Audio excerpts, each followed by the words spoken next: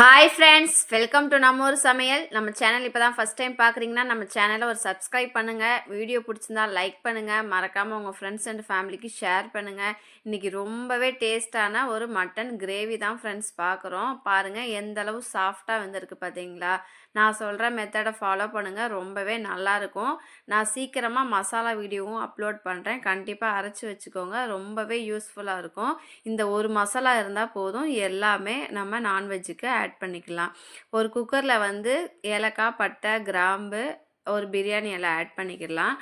அதுக்கப்புறம் 2 பெரிய வெங்காயம் வந்து நறுக்கி வச்சுருக்கேன் நீளமாக, அதை அது கூடவே ஆட் பண்ணிக்கலாம். வெங்காயம் நல்லா பொன்னிறமாக ஆனதுக்கப்புறம் இஞ்சி பூண்டு பேஸ்ட் வந்து ஆட் பண்ணியிருக்கேன். நான் 1/2 கிலோ மட்டன் எடுத்திருக்கேன், அதனால் நான் 1 ஸ்பூன் பெரிய ஸ்பூனில் ஆட் பண்ணியிருக்கேன். கூடவே மிளகாத்தூளும் காஷ்மீர் மிளகாத்தூளும் ஆட் பண்ணியிருக்கேன். இந்த மட்டன் கிரேவியில் நான் கொத்தமல்லி, புதினா, கருவேப்பிலை எதுவுமே ஆட் பண்ண மாட்டேன். ஆனால் டேஸ்ட்டும் வாசனையும் பயங்கரமாக இருக்கும்.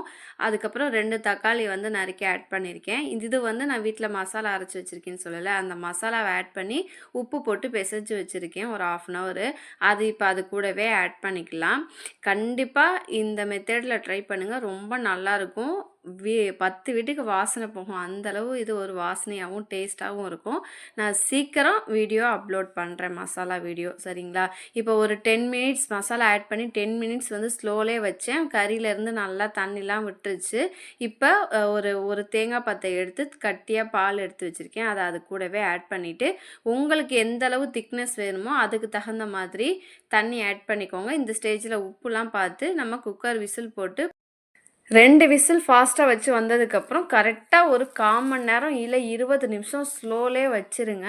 கறி நமக்கு நல்லா சாஃப்டாகி வந்துடும். எப்போயுமே ஃபாஸ்ட்டாக வச்சோன்னா மசாலா அதிகமாக வேக வேக அதோட டேஸ்ட் மாறிடும். மசாலா ஆட் பண்ணிவிட்டு நம்ம ஸ்லோலே வச்சிட்டோன்னா ஸ்லோ மீடியம்லேயே வந்து அது வேகும், ரொம்பவே நல்லாயிருக்கும்.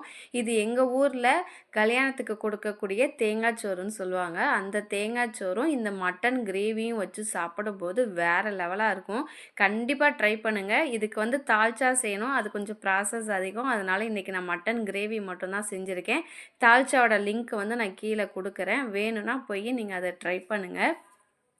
இது கூடவே வந்து கத்திரிக்காய் சுட்டு பச்சடி செய்வோம் புளிலாம் போட்டு, பட் அதுவும் செய்ய டைம் இல்லாதனால தயிர் பச்சடி செஞ்சாச்சு. அவ்வளோதான் ஃப்ரெண்ட்ஸ், ரொம்பவே டேஸ்டான ஒரு மட்டன் கிரேவி பார்த்தாச்சு. இந்த நெய்ச்சோரோடைய வீடியோ நான் கண்டிப்பாக அடுத்த வீடியோ போஸ்ட்டு போடுறேன். அதுவுமே பாருங்கள், ரொம்ப சிம்பிளாக இருக்கும், ஆனால் டேஸ்ட்டு நல்லாவே இருக்கும். இந்த மட்டன் கிரேவியும் இந்த நெய்ச்சோரையும் வச்சு சாப்பிடும்போது எப்படி சொல்கிறது, ஒரு பிளேட் சாப்பிட்ற இடத்துல 2 பிளேட் சாப்பிட்லாம், அந்தளவு டேஸ்ட் இருக்கும். Bye friends.